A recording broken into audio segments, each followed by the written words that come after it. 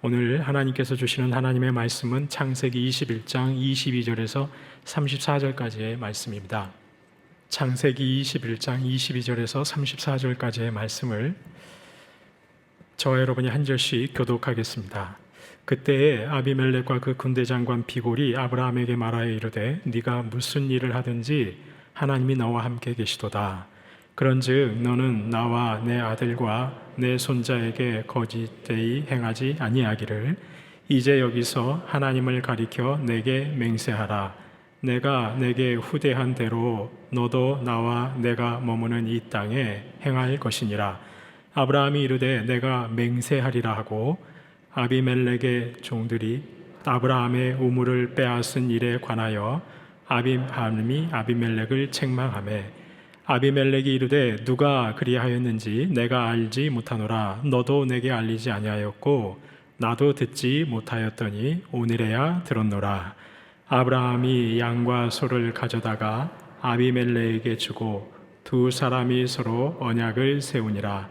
아브라함이 7 암양 새끼를 따로 놓으니 아비멜렉이 아브라함에게 이르되 이 7 암양 새끼를 따로 놓음은 어찌미냐. 아브라함이 이르되 너는 내 손에서 이 암양 새끼 7을 받아 내가 이 우물 판 증거를 삼으라 하고 두 사람이 거기서 서로 맹세하였으므로 그곳을 브엘세바라 이름하였더라. 그들이 브엘세바에서 언약을 세우매 아비멜렉과 그 군대 장관 비골은 떠나 블레셋 사람의 땅으로 돌아갔고 아브라함은 브엘세바에 에셀 나무를 심고 거기서 영원하신 여호와의 이름을 불렀으며 함께 보시겠습니다. 그가 블레셋 사람의 땅에서 여러 날을 지냈더라. 아멘. 어느 날 아브라함이 거주하고 있는 블레셋 땅, 그 땅의 최고 통치자이죠. 아비멜렉이 아브라함을 찾아왔습니다. 저희가 앞서 보았던 창세기 20장에서의 블레셋의 최고 통치자 아비멜렉이 그의 군대 장관을 대동하고 아브라함을 찾아온 겁니다. 그리고 그가 아브라함에게 이렇게 말합니다. 22절을 다시 보시면 그때에 아비멜렉과 그 군대 장관 비골이 아브라함에게 말하여 이르되 네가 무슨 일을 하든지 하나님이 너와 함께 계시도다. 아비멜렉이 아브라함을 향해서 말합니다. 네가 무슨 일을 하든지 하나님이 너와 함께 계시도다. 아비멜렉은 아브라함이 무슨 일을 하든지 아브라함이 믿고 있는 하나님이 그와 함께 계시는 것을 본 것입니다. 한마디로 아비멜렉은 아브라함에게서 누구를 본 것이죠? 하나님을 본 것이죠. 아브라함에게서 하나님을 본 것입니다. 실제로 아비멜렉은 아브라함이 하나님께 기도하자 자기 집 안에 닫혀있던 태의 문이 열리는 것을 직접 경험했습니다. 하나님이 아브라함과 함께 계신다는 것을 그는 볼 수 있었습니다. 얼마 전에는 100세의 나이에 아들을 낳았다는 소식도 들었습니다. 그 아들이 건강하게 자라서 이제 젖을 뗄 나이가 되어 큰 잔치를 베풀었다는 소식도 들었습니다. 하나님이 정말 아브라함이 믿는 하나님이 아브라함과 함께 계시는구나. 또 이렇습니다. 얼마 전에는 또 이런 소식도 들었습니다. 이 아브라함이 자신이 믿는 하나님이 말씀하신 것에 그대로 순종을 해서 자신의 큰아들 아비멜렉이라는 큰아들, 이스마엘이라는 큰아들을 집에서 내보냈다는 소식도 들었습니다. 사실 성도님 여러분, 여종 하갈이 낳은 이스마엘하고 본처 사라가 낳은 이삭이 함께 사는 것이 뭐가 문제입니까? 그때 당시 다들 여종을 통해 후사를 얻던 시대입니다. 그럼 그런 누구나 다 여종을 통해서 후사를 얻던 그 시대에 여종의 자손과 본처의 자손이 같이 살 수 없었을까요? 그렇지 않습니다. 같이 사는 것은 너무나도 자연스러운 일이었습니다. 그러나 하나님의 언약의 관점에서 볼 때 그것은 문제였습니다. 언약 밖의 자손인 이스마엘과 언약 안에 있는 아들 이삭이 함께 사는 것은 안 되었습니다. 지난 시간에 말씀드린 것처럼 그것은 영적인 문제였습니다. 하지만 세상 사람의 눈으로 볼 때 이스마엘을 내쫓는 것은 손해보는 일입니다. 지금도 그런 경우도 허다하고 저희가 한 세대 전만 해도 자식은 재산이었습니다. 자식이 많을수록 부자였습니다. 고대 사회는 더더욱 그랬습니다. 그것도 큰 아들입니다. 큰 아들을 데리고 있으면 큰 아들이 낳는 자자손손 대대로 다 아브라함의 후손이고 그것은 아브라함 가문의 재산이 될 것입니다. 그런데 세상 사람들은 다 그렇게 생각하는데 아브라함이 자신이 믿는 하나님 말씀 한마디에 순종하며 그 엄청난 재산을 그냥 내보낸 겁니다. 아비멜렉이 보았을 때 아브라함의 결정은 이해할 수가 없었던 것이죠. 정말 아브라함이라는 사람, 자신이 믿는 하나님 말씀에 그대로 순종하는 사람이로구나. 우리랑은 다른 사람이로구나.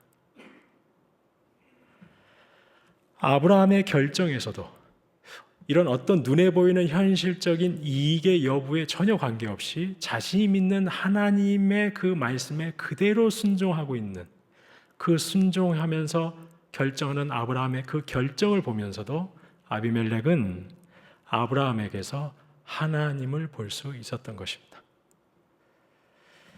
성도님 여러분, 사실 하나님을 믿는 저와 여러분 성도의 가장 큰 영광이 무엇일까요?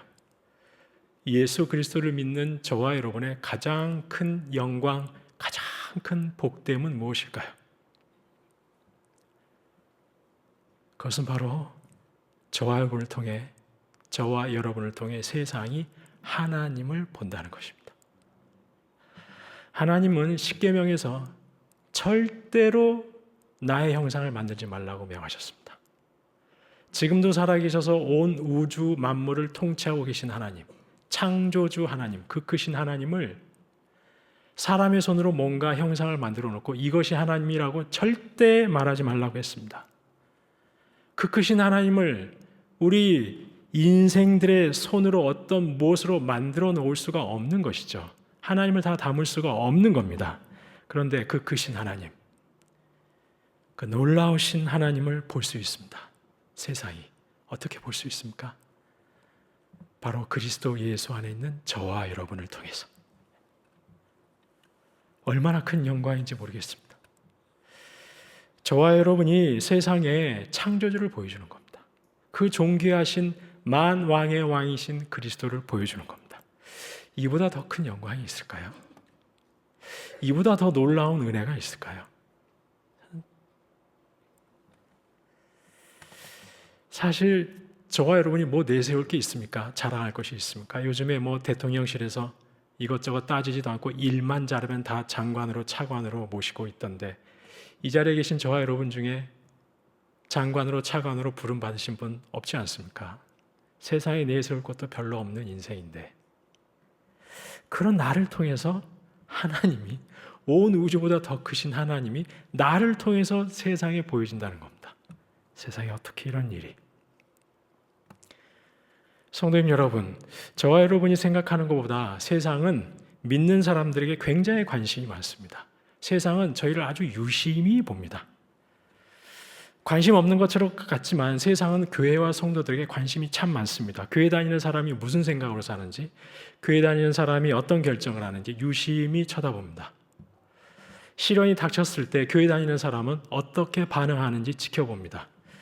그들 역시 갈급하기 때문입니다. 그들은 인정하지 않을 수도 있습니다. 그들은 모를 수도 있습니다. 그런데 그들 안에 예수 그리스도가 아니고서는 절대로 채워질 수 없는 엄청난 큰 구멍이 그들에게 있습니다. 그래서 그들도 갈급합니다. 그래서 지켜보는 겁니다.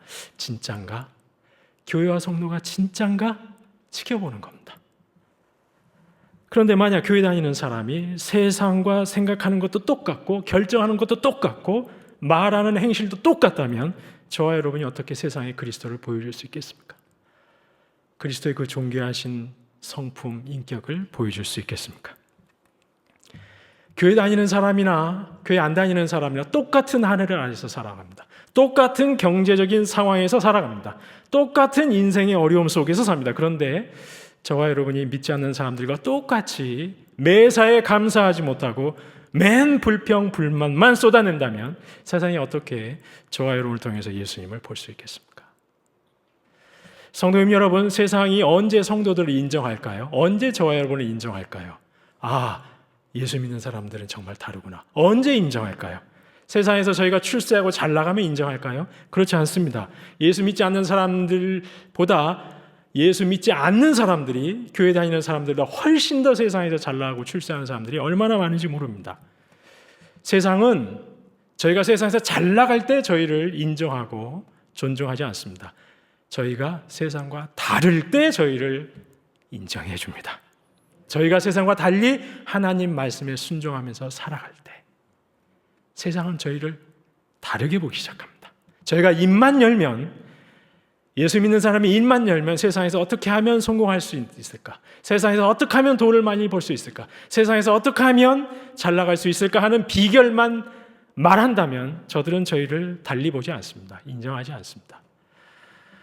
잠언 16장 7절 말씀입니다. 사람의 행위가 여호와를 기쁘시게 하면, 사람의 행위가 여호와를 기쁘시게 하면, 성도님 여러분, 사람의 행위가 어떻게 여호와를 기쁘시게 할 수 있습니까? 하나님 말씀에 순종할 때 하나님 기뻐하시죠. 저와 여러분이 하나님 말씀에 따라서 순종할 때 하나님이 기뻐하시게 되면, 그렇게 되면 그 사람의 원수라도 그와 더불어 화목하게 하시느니라. 그 사람의 원수라도 찾아와서 화목하자, 우리 잘 지내보자 한다는 거예요. 저희한테 와가지고 하나님 말씀에 순종하며 살아가는 우리와는 너무나도 다른 존재로구나라고 인정하면서 우리 잘 지내봅시다 하고 찾아온다는 거예요.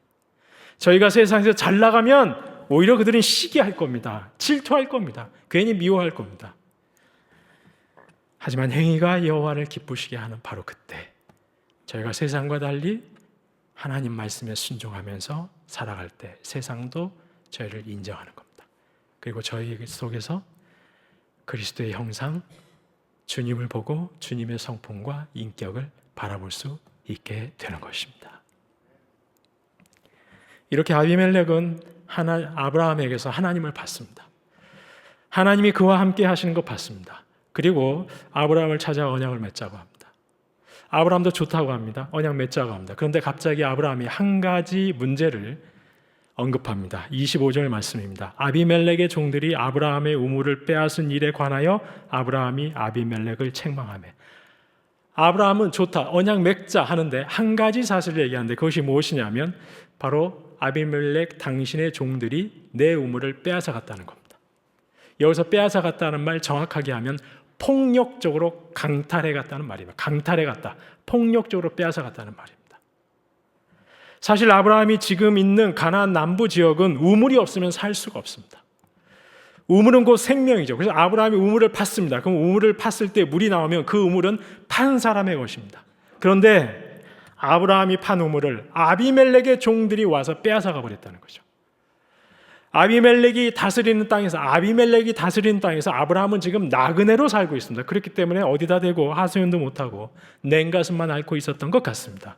그런데 마침 아비멜렉이 아주 호의를 가지고 와서 언약을 맺자고 하니까 이 문제를 따지고 있는 것이죠.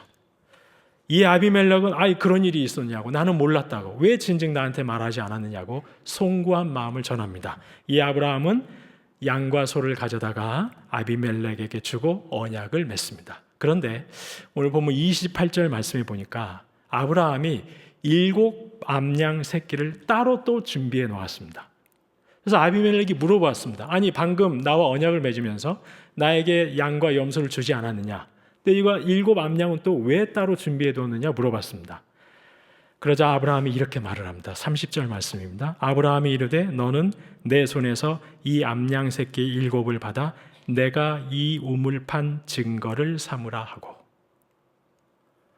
내가 이 값을 지불할 테니까 이 우물을 나의 것이라고 블레셋 땅의 통치자인 당신이 이제 모든 사람들 앞에서 어떻게 해달라는 겁니까? 인정해 달라는 겁니다. 아브라함은 지금 어떻게 하고 있는 것이죠? 자신이 판 우물 다시는 당신의 종들이 와서 빼앗아가지 못하도록 모든 사람들 앞에서 지금 이 우물이 나의 것이라고 인정해 달라는 겁니다. 이제 이 우물은 누구의 것이라는 것이죠? 내 것이라는 겁니다. 정당한 값을 지불하고 내가 당신 땅에서 얹혀 살고 있지만 이제 이 우물만은 누구의 것이라는 거죠? 내 것이라는 겁니다. 값을 지불하고 샀습니다. 이제 이 우물은 아브라함의 것이고 아브라함의 후손의 것인 것이죠. 아비멜렉도 좋다고 그랬습니다. 맹세했습니다. 그리고 그 우물이 있는 그곳을 브엘세바라고 이름 지었습니다.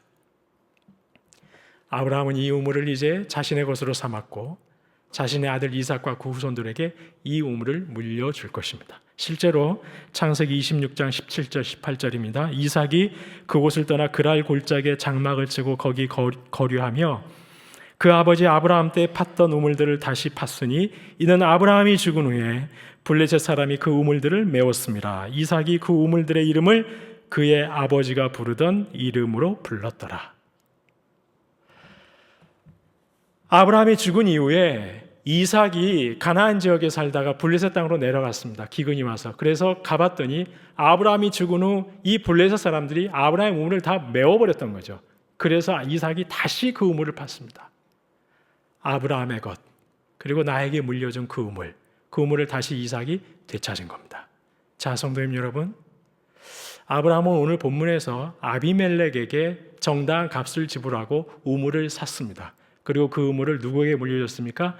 이삭과 그 자손에게 물려주었습니다. 그리고 먼 훗날 실제로 이삭은 아브라함 아버지가 산 우물을 그대로 어떻게 했습니까? 물려받았습니다. 광야에서는 우물 없이 살 수 없습니다. 그 생명과도 같은 우물을 아들 이삭과 그 후손에게 물려주었습니다. 자, 그럼 여기서 성도님 여러분, 그렇다면 저희는 광야와 같은 인생길을 사는 저희는 우리 사랑하는 자녀손들에게 무엇을 물려주어야 할까요? 사회학자이시고 통일부총리 또 교육부총리를 지내셨던 한완상 교수님이 계십니다. 이분이 1980년 5.18 민주화운동이 일어났을 당시에 남산의 중앙정보부로 끌려갔습니다. 그래서 옥에 갇혀가지고 고문을 받았습니다. 근데 당시 이 한완상 교수님이 서울대 교수로 재직 중에 있어서 고문은 받았는데 폭력을 당하지는 않았다고 합니다. 그래도 어느 정도 대접은 받은 겁니다. 서울대 교수라고 하니까. 그래서 교도관들에게 또 때로는 교도소 소장에게 가서 차담도 나누면서 어느 정도 인정을 받은 겁니다. 하지만 고문은 받았다는 거죠. 그런데 이 교수님 바로 옆방 감방에 이름만 대면 다 아는 아주 유명한 목사님이 들어오셨다는 거예요. 근데 이 목사님은 갖은 고문을 받았다는 겁니다. 끔찍한 고문을 당하면서 이 교수님이 보는데 이 목사님의 낯빛이 점점점 어두워져 가더라는 거죠. 어떤 날은 고문을 당하고 돌아오면서 제대로 걷지도 못하고 교도관에게 몸을 의지한 채 발을 질질 끌며 돌아오더라는 겁니다. 날이 갈수록 기력이 빠지는 것이 보이더라는 거죠. 큰일 났다 싶었다는 거예요. 근데 본인이 해줄 수 있는 게 없는 겁니다.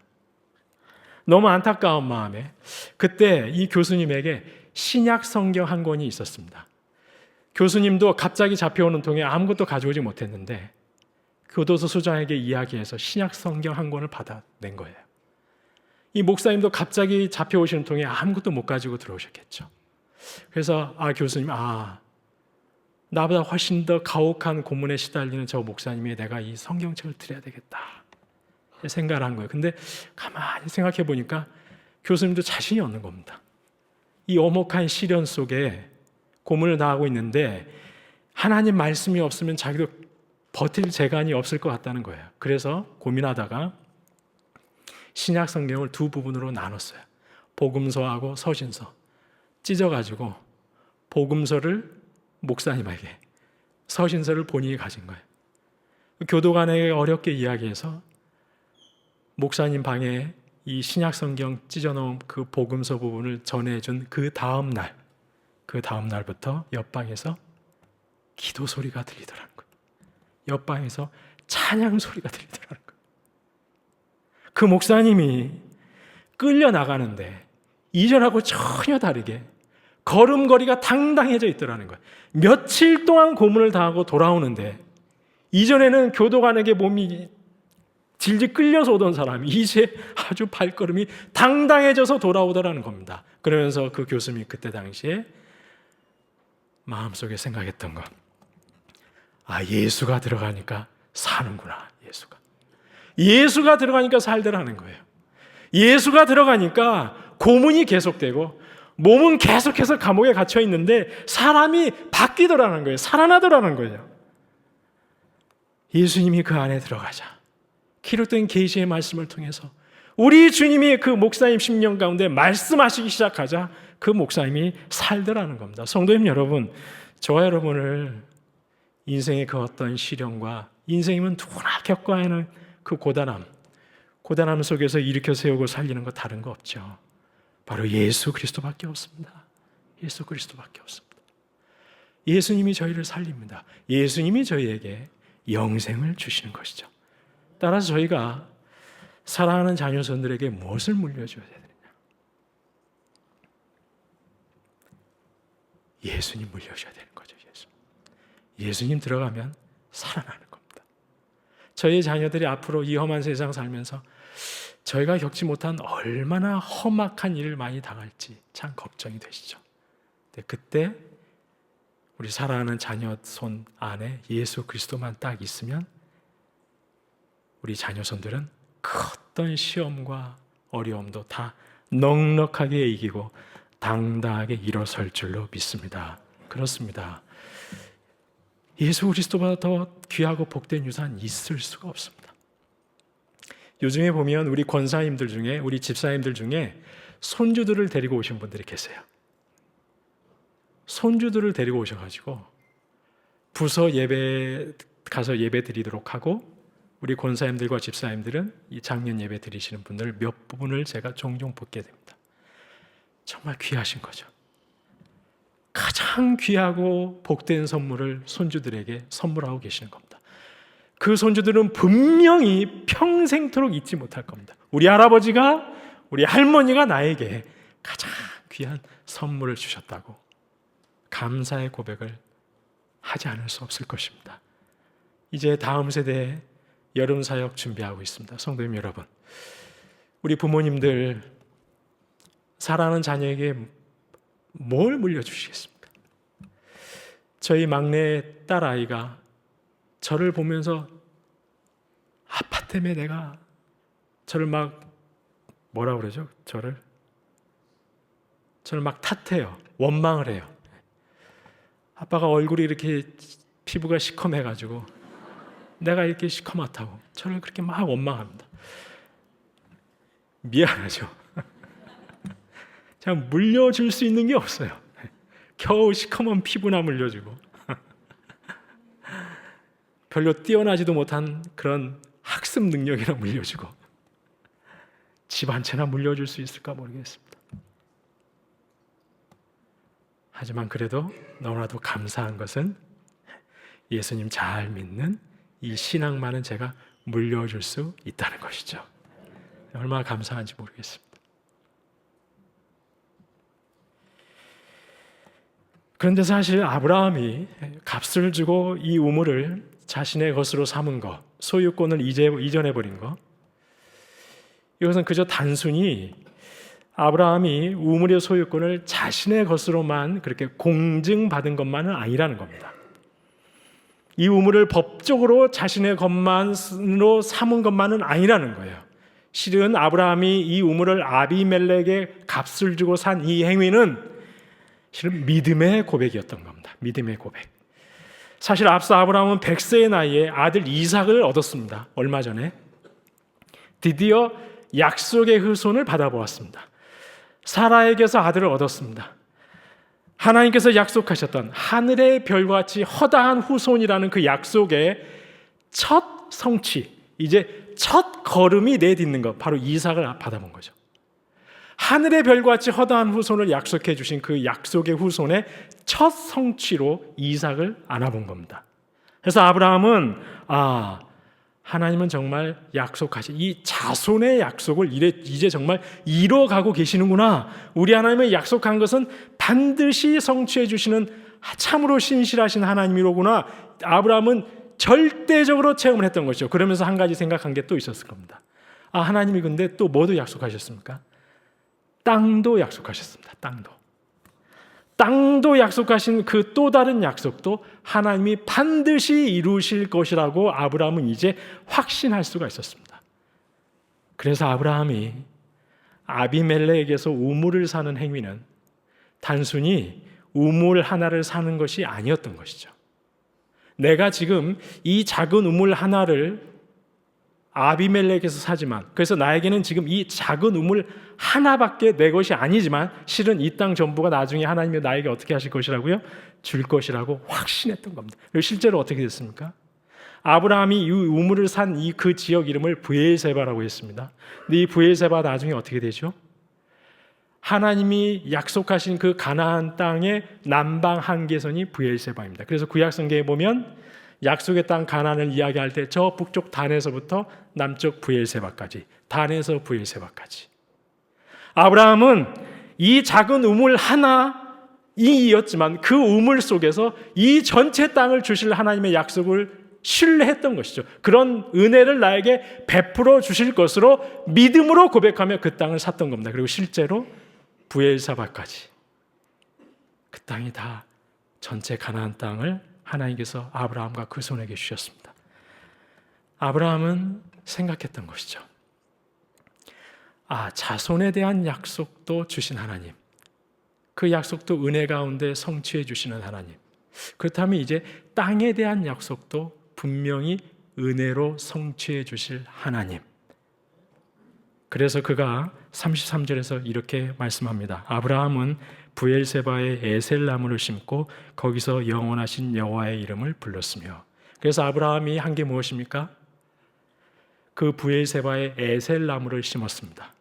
그리고 영원하신 하나님의 이름을 부르며 예배를 드렸습니다. 에셀나무는 이스라엘 백성들이 가장 좋아하는 나무 중에 하나입니다. 에셀나무는 광야 지역에서 보기 드물게 아주 크게 자라는 나무입니다. 잎이 굉장히 무성한 나무입니다. 그래서 나그네들에게 그늘을 주고 쉼과 안식을 주는 나무입니다. 그리고 다른 나무에 비해서 잎이 무성해서 아침마다 새벽마다 굉장히 많은 이슬을 주는 나무입니다. 그래서 이스라엘 백성들에게 에셀나무는 하나님의 은혜를 상징하는 나무였습니다. 아브라함은 지난 25년 동안 이 낯선 땅에서 하나님이 베풀어 주신 은혜를 기억했던 것이죠.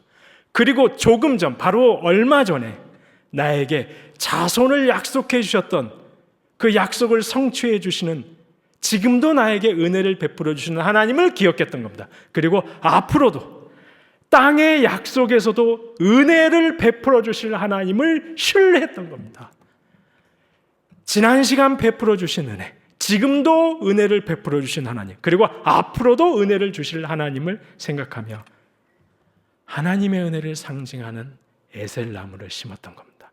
그리고 그곳에서 영원하신 여호와 하나님의 이름을 부르며 예배드렸습니다. 성도님 여러분, 사실 아브라함은 예배드리는 사람입니다. 가나안 땅에 맨 처음에 들어왔을 때도 예배드렸습니다. 하지만 가나안 땅에 들어와서 맨 처음 예배드리는 창세기 12장 8절 말씀에 보면 성경은 그저 아브라함이 제단을 쌓고 여호와의 이름을 불렀다라고만 기록하고 있습니다. 그러니까 제단을 쌓고 예배를 드리긴 하는데 어떤 하나님께 예배를 드렸냐? 그냥 여호와의 이름을 불렀다고만 기록하고 있습니다. 그가 흉년 때문에 애굽에 내려갔다가 다시 가나안에 들어왔을 때 또 예배 드릴 때 창세기 13장 4절에도 보면 성경은 그저 그가 여호와께 제단을 쌓았다고만 기록하고 있습니다. 그러니까 어떤 하나님이냐는 말은 없어요. 그냥 여호와께만 예배 드렸다고 합니다. 그가 롯과 헤어진 다음에도 예배 드릴 때 창세기 13장 18절 말씀에 보면 아브라함이 또 예배 드리는데 그곳에서도 성경은 그저 아브라함이 여호와를 위하여 제단을 쌓았다고만 기록하고 있습니다. 그러니까 그 전에는 계속해서 성경은 아브라함이 예배를 드리긴 하는데 그냥 여호와 하나님에게만 예배를 드린 거예요. 그냥 하나님에게만 예배를 드린 거예요. 그런데 오늘 보면 뭐라고 말씀하고 있습니까? 영원하신 하나님께 예배를 드리고 있다고 말씀하고 있습니다. 아브라함은 이제 안 거죠. 하나님은 영원하신 하나님, 이전에도 계셨고 지금도 나와 함께 계시고 앞으로도 나와 함께 계시면서 은혜를 베푸실 하나님, 그 영원하신 하나님을 경험해 버린 겁니다. 지난 25년 동안 은혜를 베푸신 하나님, 지금도 아들 이삭을 주시는 하나님, 앞으로도 땅에 대한 약속을 그 은혜 가운데 베풀어 주실 하나님, 영원하신 하나님을 알고 그는 에셀나무를 심고 은혜를 베풀어 주신 하나님, 앞으로 은혜 베푸실 하나님께, 그 영원하신 하나님께 감사 예배 드리고 있는 것입니다. 성도님 여러분, 오늘 맥주 감사 주일입니다. 제가 조금만 생각해 보아도 지나온 모든 세월 하나님 은혜가 아니었던 것이 하나도 없습니다. 세상적으로 보면 정말 내세울 것도 하나도 없는데 대체 무슨 은혜인지 하나님께서는 저와 여러분을 통해 세상이 하나님을 보게 합니다. 얼마나 놀라운 영광인지 모르겠습니다. 이보다 더 큰 감사가 있을 수 있을까요? 어리석은 세상 사람들, 재물이 전부인 것처럼, 세상 지식이 전부인 것처럼 자녀손들에게 맨 재물이나 세상 지식만 물려주려고 하는데 하나님은 저희에게 은혜를 주셔가지고 정말 소중하고 가장 귀한 거 예수 그리스도인 거 깨닫게 하시고 바로 그 예수 그리스도를 자녀손들에게 물려주게 하시는 하나님, 얼마나 감사한지 모르는 것이죠. 오늘 이 시간 맥주 감사주일, 이전에 나에게 베풀어 주신 은혜 얼마나 크고 큰지 기억해 보시고 또 앞으로도 얼마나 풍성하게 은혜 베푸실 우리 하나님, 그 하나님 기억하시면서 온전한 맥주 감사주일 되실 수 있기를 주님의 이름으로 축원합니다.